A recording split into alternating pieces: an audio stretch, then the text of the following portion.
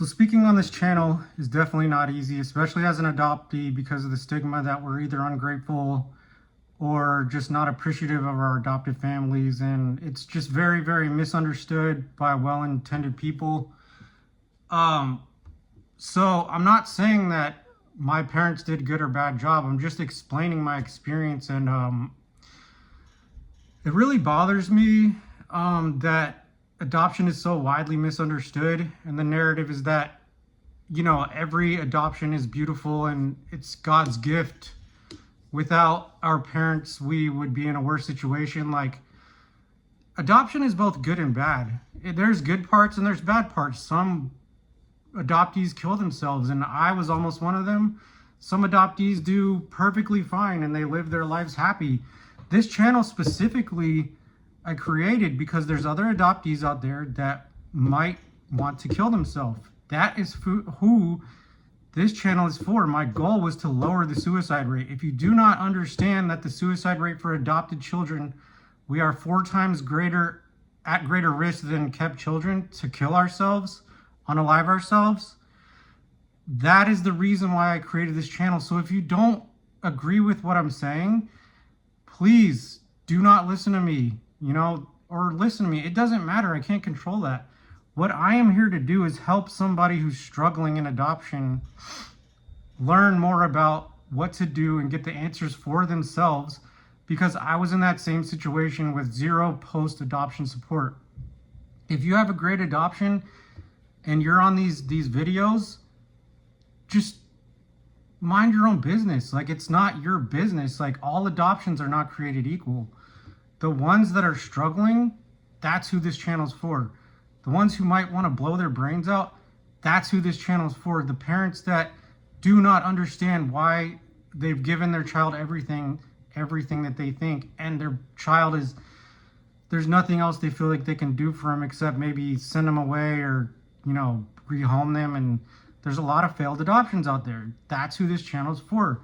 I'm going and validating all the darkness and all the deep shit that nobody really understands, but through tons of research and self-analysis, I have come to my own conclusions, and you should do the same thing. But just mind your business and just please do you. This channel is about healing and growth. It is not about gratitude. It is not about being saved. It is about education and educating others and sharing my experience. That's it. So, the dichotomy of adoption. Examples of adoption dichotomy. For the adoptee, there is gain and loss. Gaining a loving family, but may feel the loss of a biological connection or cultural heritage. Belonging versus alienation. They may feel loved and supported in their adoptive family, but still experience a sense of not fully fitting in due to differences in appearance, culture, or personality. Gratitude versus resentment. Gratitude for opportunities provided through adoption, but resentment over being separated from their birth family, even if it was necessary. It's completely fine to feel both things.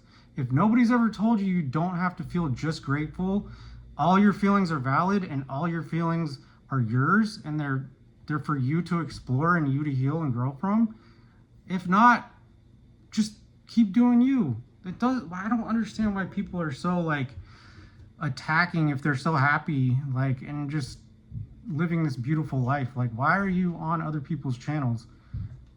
I really will never get that. I'm trying to bring people up and share love and healing and what I wish I needed and what I feel like other struggling adoptees need. So for the birth parents, selflessness versus regret.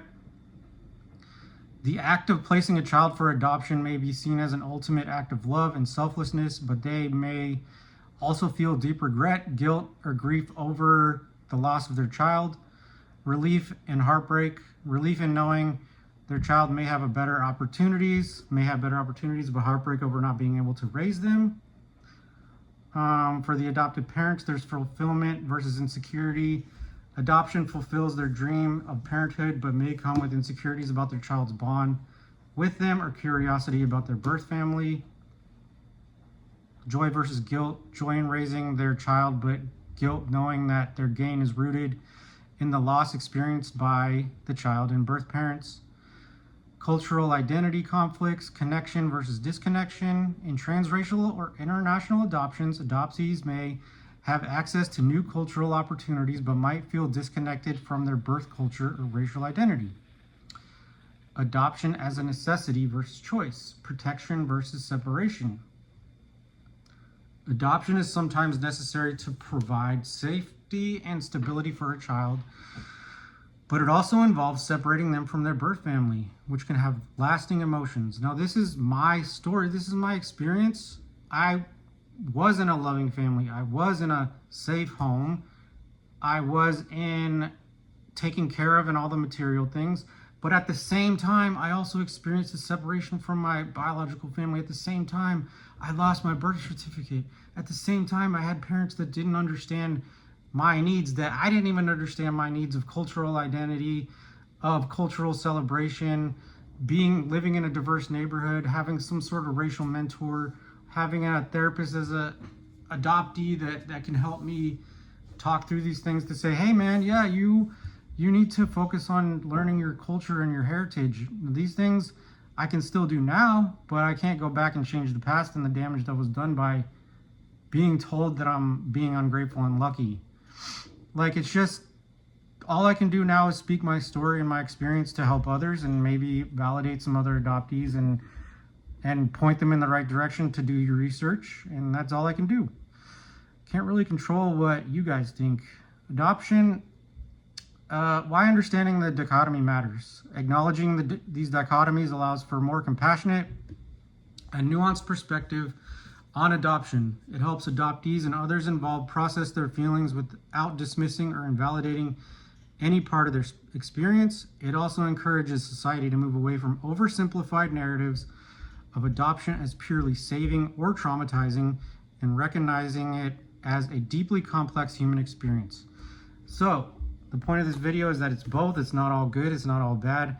And I'm actually trying to help adoptees that may be really, really struggling. And when I say really struggling, I mean it's bad. What I had to deal with, the depression, the adoption fog, I mean, it was horrible. I mean, decades long of not understanding why I am the way I am, from relinquishment, from not having the most educated parents on adoption trauma. And that is not to blame them. I think they were victims of Georgia Tan and the narrative that you're getting a baby and you're going to help them grow up and you're giving them all the opportunities. That is the narrative. And they did not understand I was not a blank slate like Georgia Tan sold the narrative on, and that I needed cultural identity, and that I came with damage from utero from my mom being a heroin addict. I think I still had heroin in my system when I was born, and just a bunch of other stuff. I just want you guys to learn. I don't need to be listened to. I don't need validation. I just want to help another adoptee, just one. Maybe live a healthier life. Maybe not want to blow their brains out. So I just want to spread love, healing, and like I said, I want to repeat this to get it through anybody's head out there listening to me. This is not about gratitude. It is not about being saved. It is about education, healing, and growth. Love you guys. See you on the next video.